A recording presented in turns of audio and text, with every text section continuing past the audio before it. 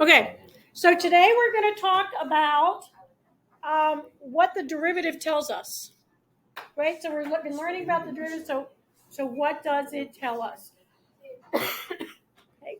So we're working our way up to where we can do some application problems with the derivative, where we can do what we call some related rate problems. Okay. Is it the inverse functions area? No, this is not in that packet. It's not in your notes, not for this section, no. We're working our way up to be able to do application problems. For instance, What is this called? Use your manners. This very. What is this called? what does the derivative tell us?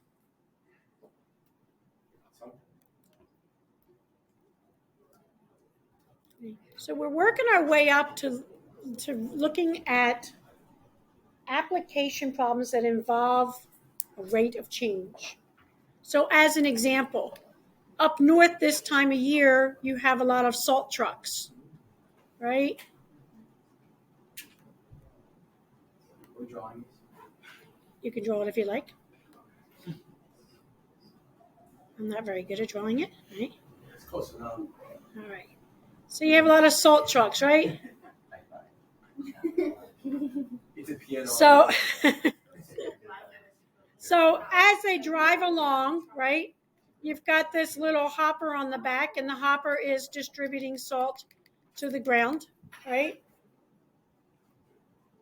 So they have to determine. Yes. They have to determine things like at what rate is that hopper changing volume, right? At what rate is the salt coming out of the hopper, right? Excuse me. Things like, have you ever seen water tanks for small towns? Right? Okay. Right? So you've got this little, okay. At what rate is the water coming out of the tank? Okay, how fast is the water draining? How does it work? A cylindrical tank, it's going to drain at a constant rate. If this was a cone-shaped tank, it's not going to drain at a constant rate. So as it gets lower, the rate at which it's draining increases. So how does it work that if something's filling and draining at the same time? Yeah, we'd have to take that into account. You'd have to figure that out, right? So that's what we're working our way up to. But for now, we're just going to learn some things that the derivative tells us. One of the things that we can find from the derivative is where a function is increasing or decreasing. Okay. So what does the derivative tell us?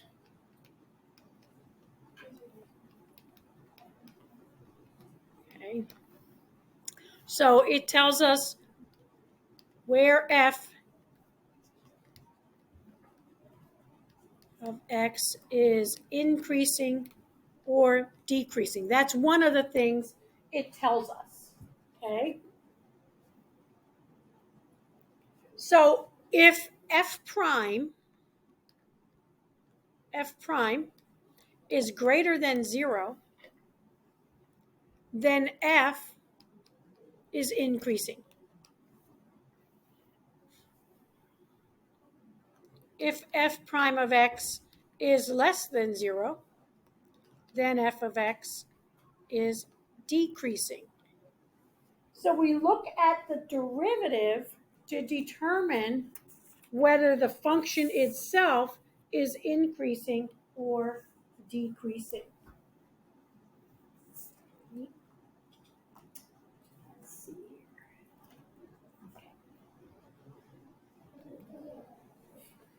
So if we look at a function, okay, I'm just going to sketch an f of x, right? So here's f of x, right? We know, looking at f of x, we know that that's increasing, right? Does everybody know that?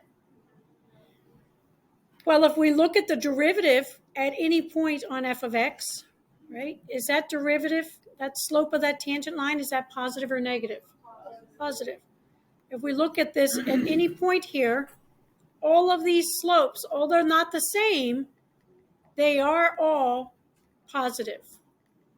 So we can see that on an increasing function, at least this example, all of the derivatives are positive. Here's another example of an increasing function.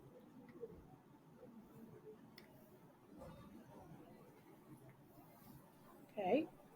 This one is increasing and concave down. Concavity refers to excuse me, the curve. Okay. So here we have, this is f of x. This one is clearly increasing, but it's concave up. Okay. Well, what do we notice about the derivatives on that one? They're all positive also, yes. Okay, so here we can clearly see this is a positive slope, positive slope, positive slope, right? These are all positive slopes, right? So we can see that when f prime of x, when the derivative is positive, we can see that f of x is increasing, right? And then, of course, when the derivative is negative, right, we're going to say it's a decreasing function. So let's look at two different decreasing functions. Okay. So looking at the derivatives, okay, we can see that these slopes are negative. Okay. And the same thing over here. These slopes are all negative. Right? So this is decreasing, concave down. This is decreasing, concave up. It doesn't matter what the concavity is. If f prime of x is less than 0, then it is decreasing. Okay.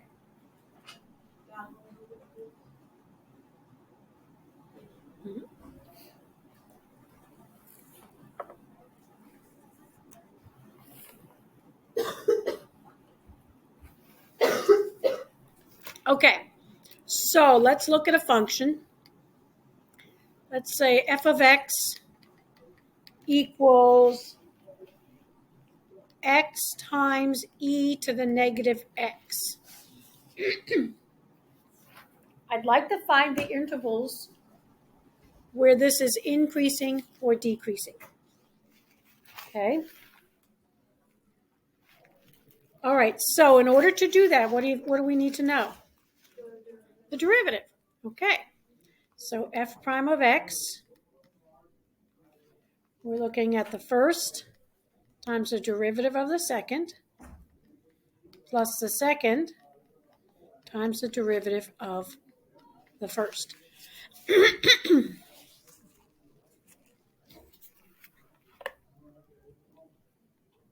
Okay. You all right, Ben? What you doing? Okay, derivative of e to the x. What's the derivative of e to the x? I'm sorry, derivative of e to the negative x. E to the negative x times the derivative of negative x, which is negative 1. Good. Why is there E on the outside? Because I made a mistake. Thank you.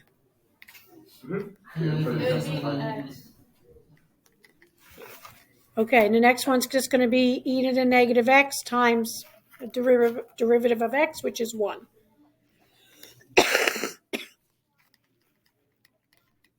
So we have negative x e to the negative x plus e to the negative x. Okay. So I'm trying to find where f prime of x is greater than 0 or less than 0. So I have to identify where it's equal to 0 first. Okay? So where does this equal 0?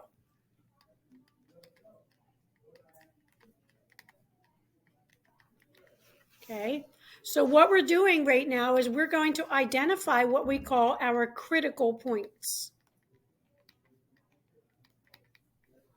That's where f prime of x is equal to 0. Okay? So I'm going to factor an e to the negative x out of this. And that leaves us negative x plus 1.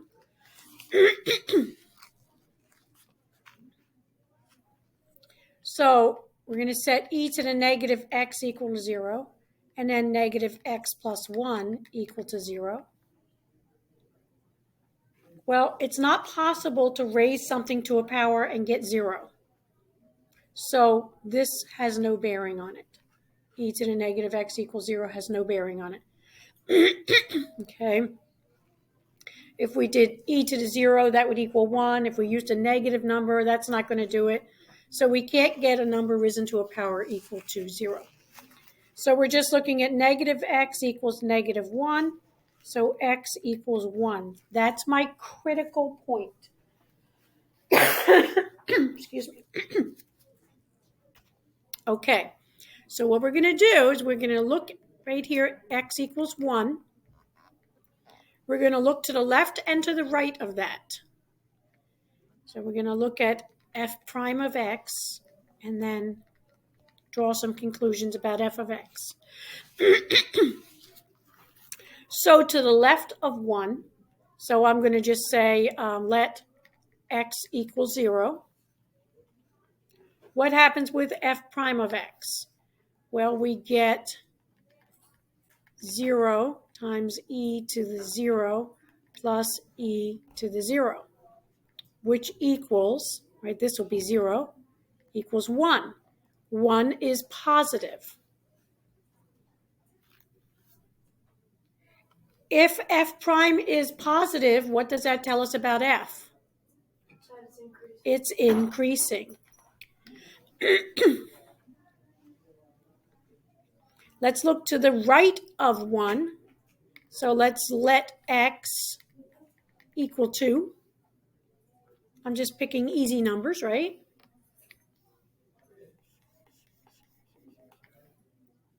So we're going to get negative 2 times e to the negative 2 plus e to the negative 2. Will this be positive or negative? This is, yeah, negative 2 over e squared plus 1 over e squared. This is going to be a negative number. I don't care what the number is. I just care that it's negative. So f prime of x is negative, which means f of x is decreasing. Okay?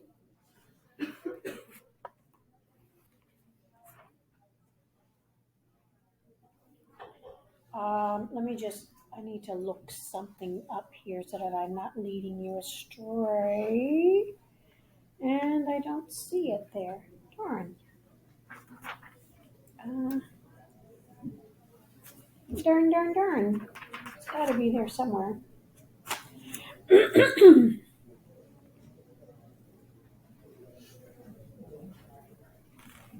Okay. Okay, that's all right. Okay, so looking at this f of x function, this tells me that at 1, this function changes concavity. Changes from increasing to decreasing, right? So I don't know the exact shape. Let's just take a quick look at it on our calculator. We've got x times e to the negative x, right? Okay, there we can see, okay, from negative infinity to 1, this function is increasing, and then it starts to decrease. Okay, now let me just zoom in. Let me zoom box around that area.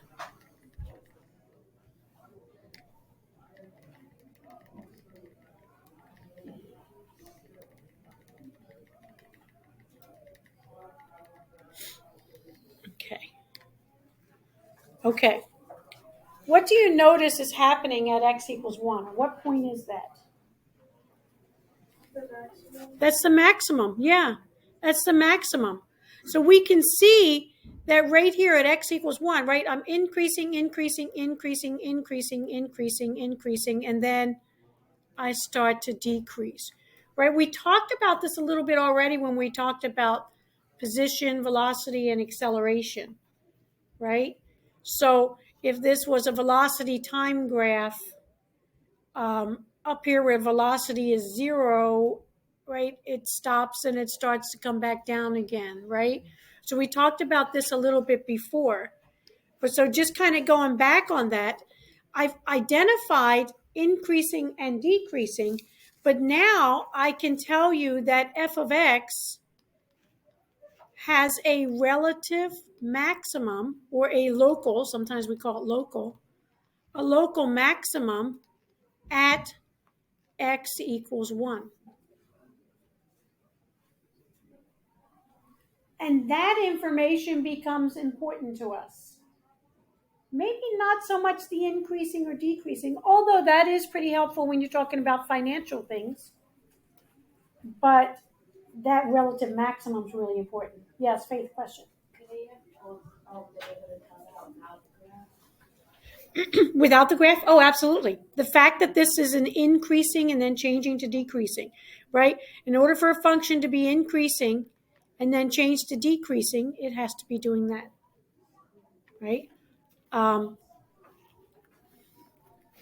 For now, we're going to say that. There are some exceptions, and I don't want to confuse everybody with them right now, okay? But for right now, if it's increasing, turning to decreasing, at this point, we have a relative maximum, okay?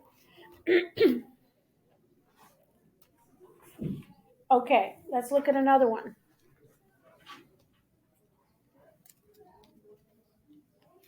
Let's say f of x equals 2x to the third plus 3x squared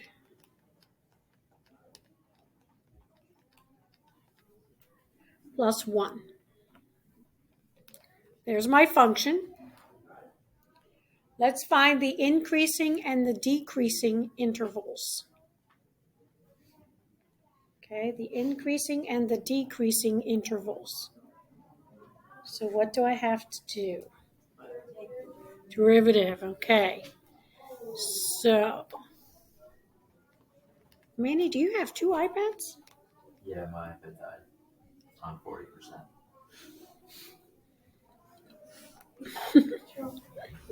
Okay, Charge it up.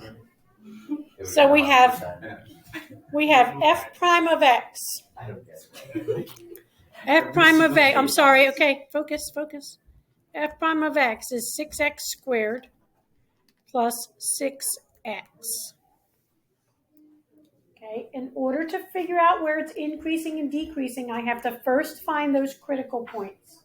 Okay, so how do I find the critical points? Right, set it equal to 0.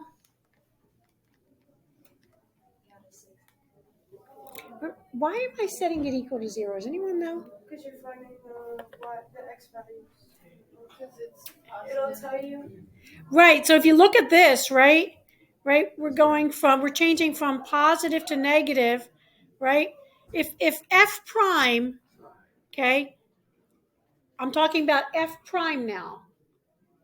If f prime is changing from positive to negative, right, that means it must be crossing the x-axis. So I have to look for the zeros for the f prime. If it was changing from negative to positive, it must be crossing the x-axis. Do you remember what theorem said that? The intermediate value theorem. Right? So it goes through 0. Has to go through 0. Yes. How do you know what f prime of x is like if it's positive, negative? We don't know yet. We don't know yet. But we're going to get there. Right? So, okay, so now we have to figure out where it might be crossing the x-axis, where the f prime might be crossing the x-axis. So we're going to take a 6x out, and that leaves us with x plus 1. So what are our critical points? 0 and negative 1. Okay? That means on the graph, it's f prime is touching the x-axis at these 2 points. Okay, now if f prime is 0, that means the function f of x has a horizontal tangent there. Right? If f prime is 0, f of x must have a horizontal tangent. So we don't know which it is. We don't know if we've got a relative minimum or a relative maximum. I just noted I probably have one of those. Okay? So let's see if we can figure out what it is. Okay, so those are my 2 critical points. So I'm looking at negative 1 and I'm looking at 0. I'm going to make a little table here. Okay. F prime of x, f of x. All right. So to the left of negative 1, so I'm going to say let x equal negative 2. Okay, let's look at f of x, right? And I'm going to work from this one right here because it's all factored for me and it's easier, right? So I've got negative 12 times negative 1, which gives me a positive 12. So I have a positive value. So we're plugging in at f prime of x, not f of x. Right? Correct. So if f prime of x is positive, what's that mean about f of x? It's increasing. Okay. Now I need a number between negative 1 and 0. So I'm going to say let x equal negative 1/2. Okay. Now, I don't really care about the actual answer. I just care about whether it's positive or negative. So 6 times negative 1/2 is going to give me a negative number. And then negative 1/2 plus 1 gives me a positive number. When I multiply them together, I get a negative number. So this will be negative, which means it's f of x is decreasing there. Everybody following me? Okay. I need to go greater than 0, to the right of 0. So I'm going to let x equal 1. Okay. So when x equals 1, I get a positive number times a positive, which is positive. So this is increasing.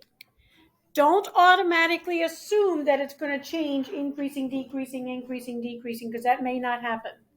Okay? Okay, so that means we are increasing on the interval from negative infinity to negative 1 and from 0 to positive infinity. We are increasing here.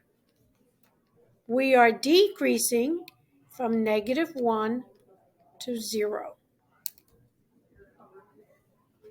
Notice that I'm using parentheses instead of brackets, right? It's not going to be equal at those points. Okay. What is it doing at those points? It is just changing its direction. Okay. So if we look at the curve at f of x, right? Let's see, 0, negative 1, right? So we know that it is increasing from negative infinity to negative 1, and then it is decreasing from negative 1 to 0, and then it's increasing from 0 to infinity. I don't know the shape of it yet. We will talk about that tomorrow when we talk about concavity, or Wednesday when we talk about concavity. Okay. Okay. What we just did here is what we call the first derivative test. Okay. The first derivative test tells us, yes, yeah, So for oh, okay, never mind. okay, okay, How would yes. that would not work because if 0 is an x-intercept, then it would have to be going through 0. Oh wait, it is still going through 0. Never mind. Okay, that's fine. Take a moment to digest it. Could you scroll up just a Is that good? Yeah, I'm just confused on how you got -1 and 0. I took the derivative and then I solved for x.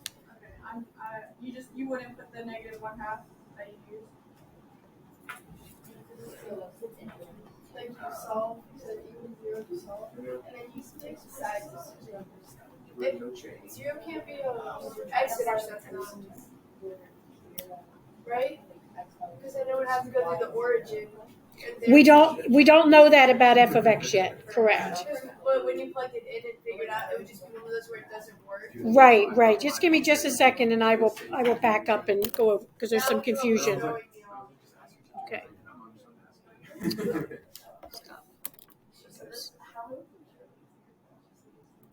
I need to, let me see if I can clarify, okay? So what we're doing here is we are using the first derivative to find our critical points, right? Now the critical points refer to points where f prime of x is equal to 0 or is undefined. Okay, where f prime is is equal to 0 or is undefined. I've just been giving you examples where it equals 0. Now, the reason that we're doing that, Sophia, you paying attention? Okay, the reason we're finding the critical points is because that tells me where f prime of x crosses the x-axis. Okay, now this is where you have to make the connection. If f prime of x crosses the x-axis, then that means f prime of x equals 0. That means the derivative equals 0, which means the slope of the tangent line is equal to 0, right? Where f prime of x is crossing the x-axis, where f prime of x equals 0, the tangent line has a slope of 0. If the tangent line has a slope of 0, then f of x is doing something like this. That's the connection there. Does everybody understand that connection? If f prime of x is equal to 0, then the slope of the tangent line is equal to 0, which means we're looking at a local minimum or a local maximum. Faith, yes? Like on that past graph, when we were graphing it, x at prime of x equals 0, one of them x equals 0, like why is it not hitting 0 here? Yeah, that's what I was asking. This is the graph of f of x. That's not the graph of the derivative. That's the graph of f of x. Notice that f of x changes from, let me redo it now, okay? Shouldn't there be one more? Okay, notice from our chart here what we learned, right? It's increasing from negative infinity to negative 1. It's increasing from 0 to infinity. It's decreasing from negative 1 to 0. Okay? This is f of x. It does not have to be crossing the x-axis at those points. f prime of x is crossing the x-axis at those points. So what is that? Okay, let me do this. Maybe this will help you. Okay. I was like, does the AP test ever ask you to graph F Yes. or will it always just No, it will. And we're going to learn that. We're going to work on that. So let me put in f of x, if I can find what it was again. 2x cubed plus 3x squared plus 1. Okay. 2x cubed. Oops. 2x cubed plus 3x squared plus 1 plus 3x squared plus 1. Okay, I'm going to zoom. I'm going to make my window just go from like -3 to 3.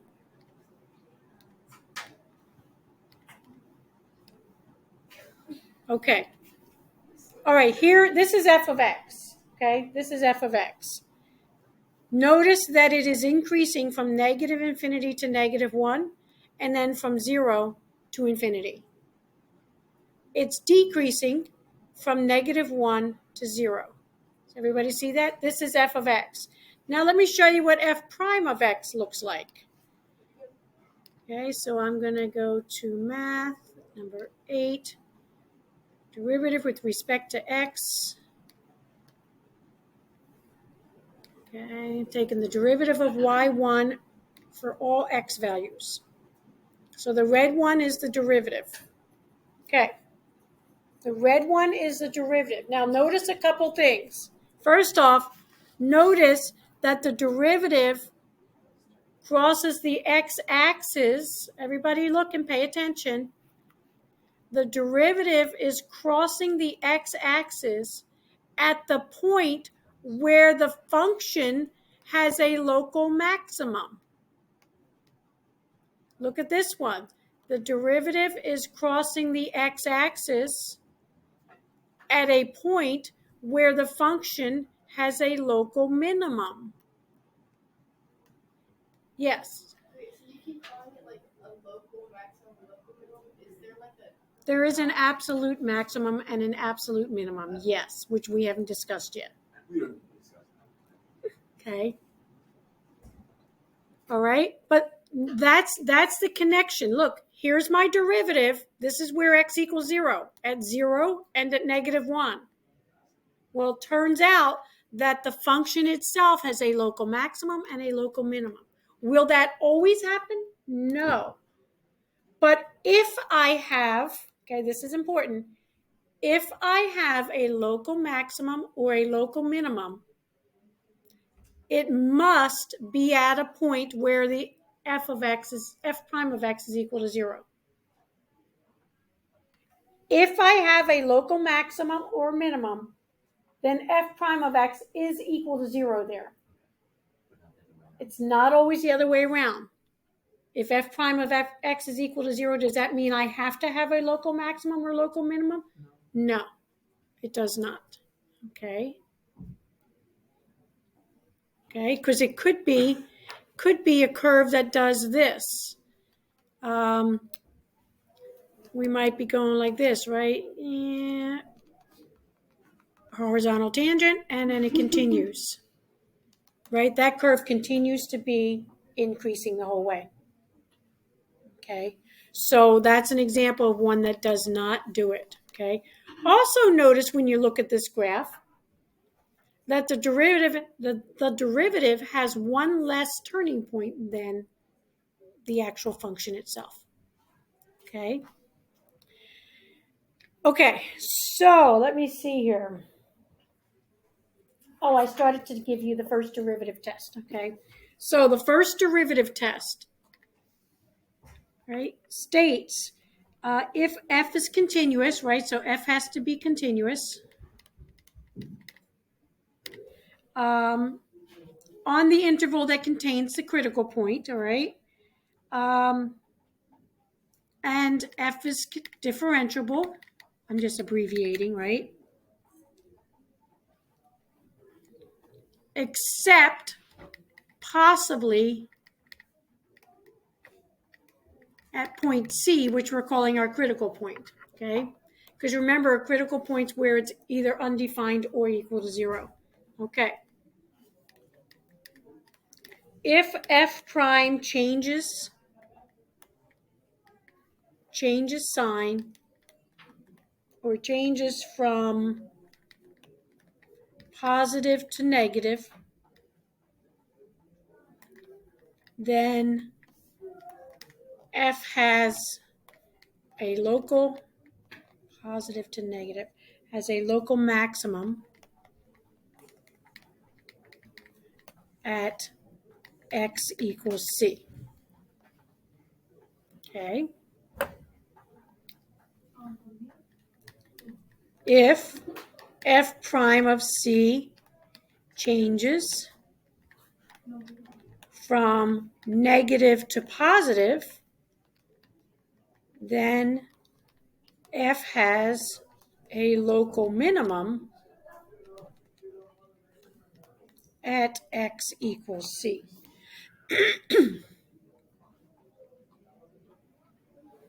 Okay?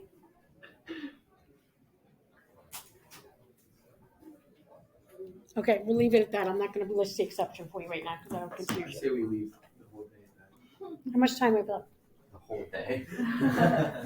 24 minutes. Oh my goodness, we got like a whole day ahead of us. We need a brain break. Okay, Can you repeat like the first? I had a brain break this entire class. How's that? f has to be continuous, f has to be differentiable, except possibly at the point that we're talking, point where it might be undefined, right? She was.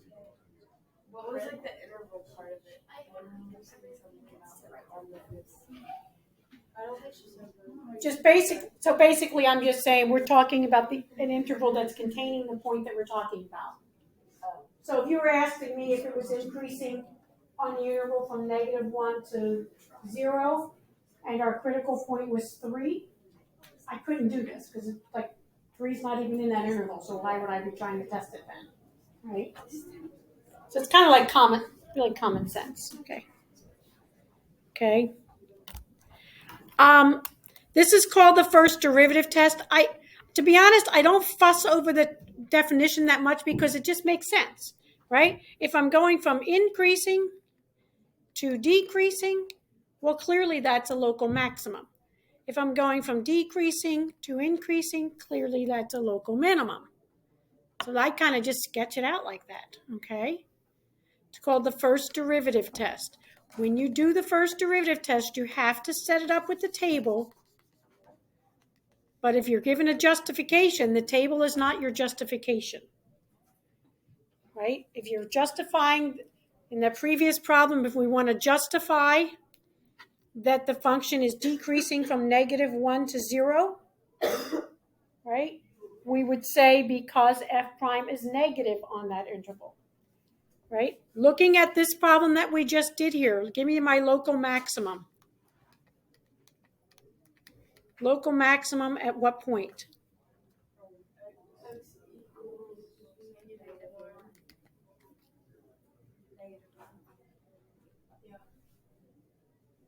Maximum, oh my word, I was looking at minimum. X equals -1, okay? And we could say that the local what is the local maximum? Okay, 2 different ways of phrasing it. It has a local maximum at the point where x equals 1, but the actual local maximum is -1. What is that point? Well, if I plug -1 back into the original, it gives me -2 plus 3 plus 1, so -1, 2. The local maximum is the point -1, 2. Okay? The reason to justify, how do I justify that this is a local maximum? Oh, Because f changes, okay, look at the definition, sorry, f prime changes from positive to negative. That's how we justify our reason. How do we know that it has a local maximum at x equals -1? because f prime changes from positive to negative at that point. Okay? This is not really hard. Stop. It's a lot. It's not a hard concept, but it requires that you be diligent and put the work in. If you don't want to put the work, and when I say work, it's I'm saying if you don't want to be thinking, then it's hard. And I know sometimes you just don't feel like thinking. You just feel like spitting it back out again. But it's not a really hard concept. You just have to let your brain think a little bit. Pull it all together. Let's look at f of x equals 3x to the fourth minus 4x to the third minus 6x squared plus 12x plus 1.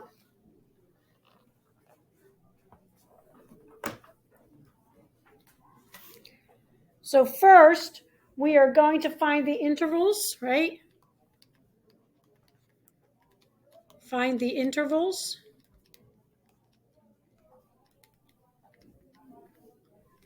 On which f of x is increasing or decreasing. And then we're going to identify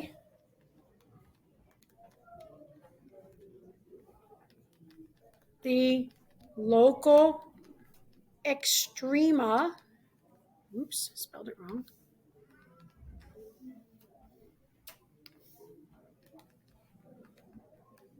Of f. That means a local minimum or the local maximum, the extreme values. Okay?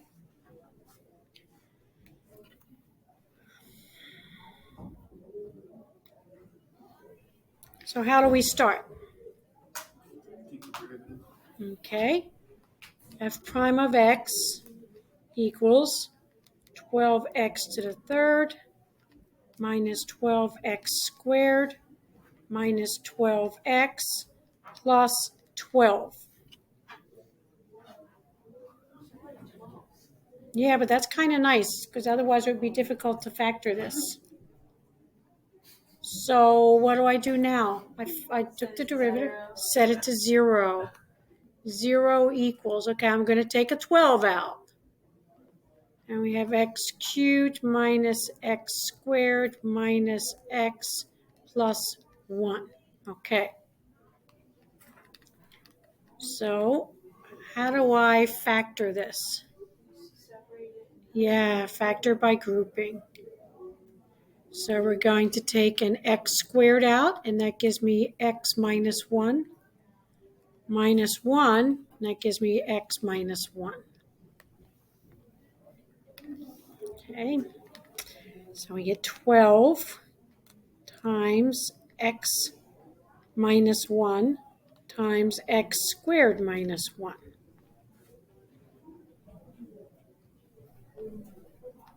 That factors 12, x minus 1, x plus 1, x minus 1. All right, so what are my critical points? Okay, so the 12 doesn't matter because we're going to get 12 equals 0, which is not true. Positive 1 and negative 1, right. Okay. Now what?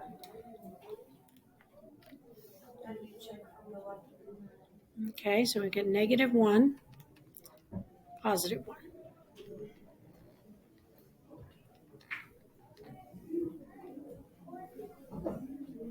Everybody with me? Okay, so we're looking at f prime of x. So I'm going to pick a value. So I'm just going to let x equal negative 2. That's less than negative 1. Right, I'm going to go up here to my factored form. Right, so I'm going to get, I get a positive. 12 is positive. I'm going to get a negative, negative 2 minus 1, times a negative, negative 2 plus 1, times a negative. So that's going to be a negative times a negative times a negative is negative times positive is negative. That means we are decreasing. Okay? I remember doing something like this. Yes, we did. Alright, we're gonna do this one. Wouldn't it be positive? Because like if you put in a negative 2, even like the cube, oh wait, they would all be. If I put the negative 2 in here, it'd be positive, negative, positive. Positive times negative times positive is negative. Negative Okay. just overrules everything. Okay, so let's. But you did the other factor one over there. I did this one over here, which gave me the same result. It would be a plus. It's like negativity overrules Yeah. everything. Negative. Okay, so when x equals 0, we'll use this one because it's easier. When x equals 0, we get positive, negative, negative, which equals a positive. Word. Okay. When x equals 2, we get 12, a positive, and a positive. Is that right? It's ink.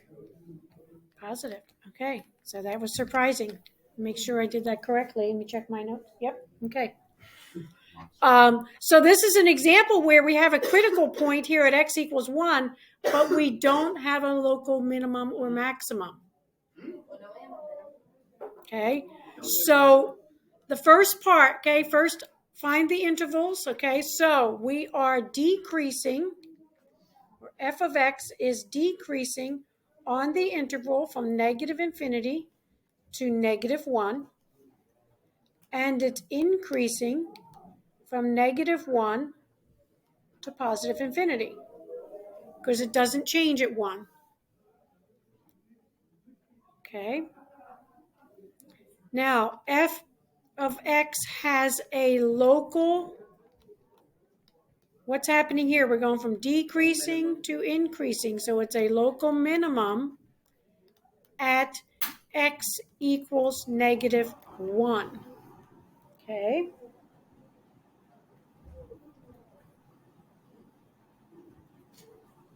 And that's it. Let me just put this curve in the calculator so you can look at it.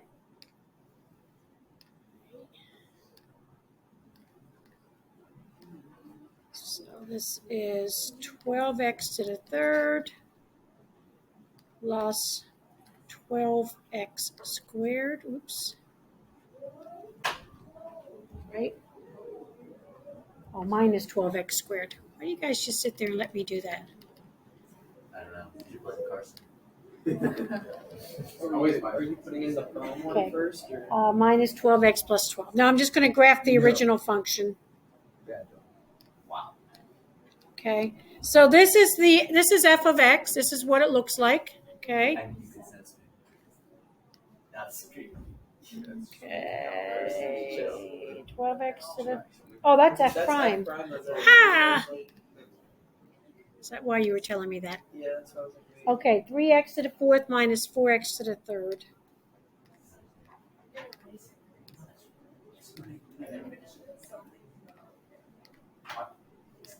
Minus 6x squared plus 12x.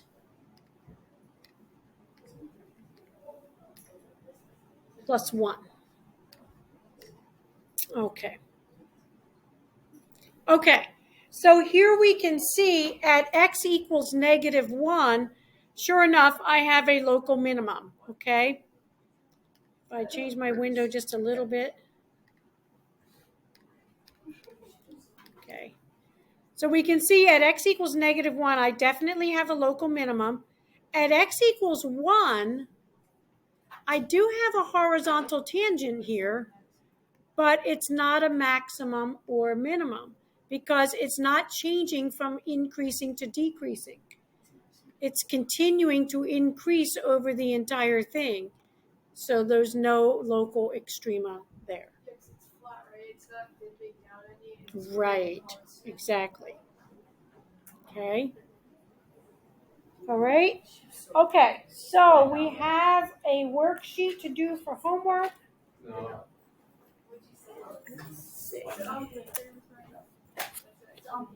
It's on paper. Yes, it is. Why not? us to take a picture of it and turn it into your classroom? Yes, please. Oh my god.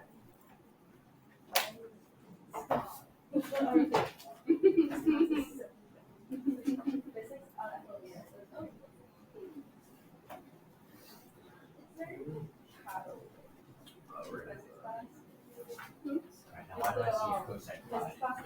Alright. Yes.